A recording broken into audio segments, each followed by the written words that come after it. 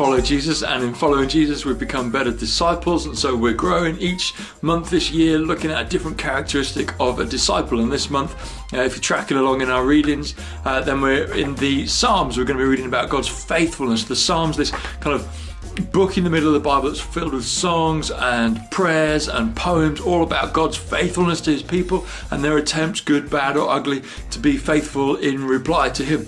And so we started this week with this story that many of you will be able to associate with. I used to, when I was a kid, go and feed the ducks. My mum would take us down to the local pond and we would feed the ducks, and I would take some stale bread and give it to the ducks and throw some bread out the ducks. And I used to enjoy that as a little boy. I'd enjoy that experience, and my girls do now.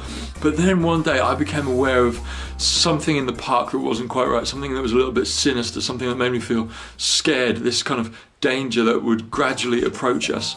And it wasn't the ducks, it was a goose. And I didn't like geese. Geese were bigger than me. Geese honked. Geese, they would hiss. They were all hissy. They would snap at you. They would try and beat the ducks up and steal their bread. And I just didn't like geese. I just felt outnumbered by them and outsized by them. And they changed the whole complexion of the experience for me. As a little boy, I didn't enjoy going down to the pond to feed the ducks anymore. In fact, as a medium-sized boy, if I was at the lake and some geese came, I was out of there. I didn't like walking past them. I didn't have to like having to walk through the middle of them. If my ball went to where the geese were, then goodbye ball, I'll get that some other time. And I didn't enjoy the whole experience anymore because my feelings had changed dramatically. Obviously I've matured now and I've pushed on through, and I now understand that even though they could probably take down a jumbo jet, geese aren't going to harm me, and if they feel all honky and hissy it's because they probably feel threatened. And I can now, take my girls down to the lake and I can say, look, they're not going to hurt you. I know they're bigger than you, but don't worry about them.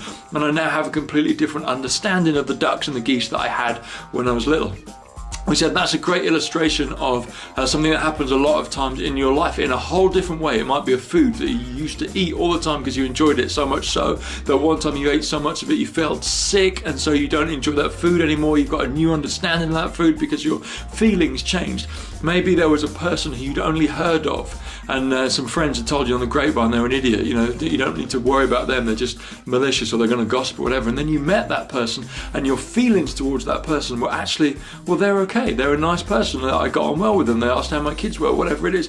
And your understanding of and your relationship with that person is dramatically different as a result of as you move to this third movement. Sometimes we just get stuck in that middle movement of the feelings, but if we push on through, we find a new understanding.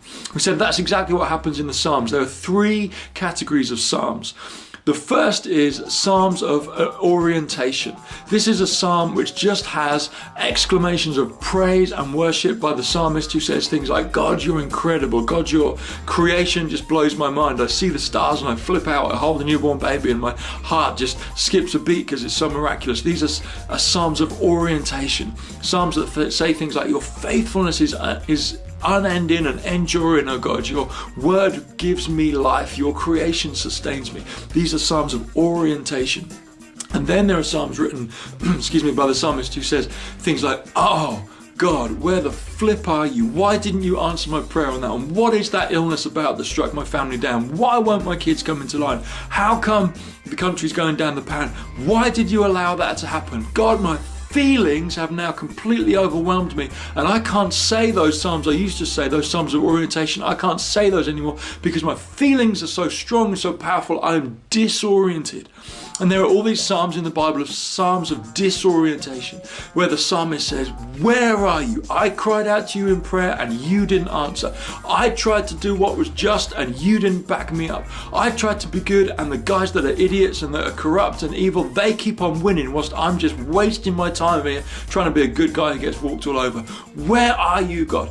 These are psalms of disorientation, and many of us know what it's like to say psalms like that, where we're like, where are you? We feel that, and some of us have moved from an experience where we thought there was a God to an experience where we think there isn't a God, and we never get past that.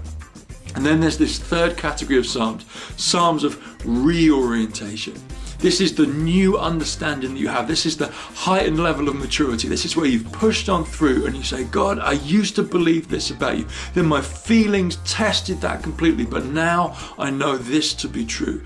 This is colored in with wisdom. This is colored in with life experiences. This is colored in with pain a lot of the time. This is colored in with new levels of maturity. God, I understand you in a whole new way now. You commanded me to be like this, I was, but it didn't work out because my enemies took over me and they beat me. But now, God, I understand that you were faithful. And when I felt like you weren't listening, now I see that you were and that you are and that you do.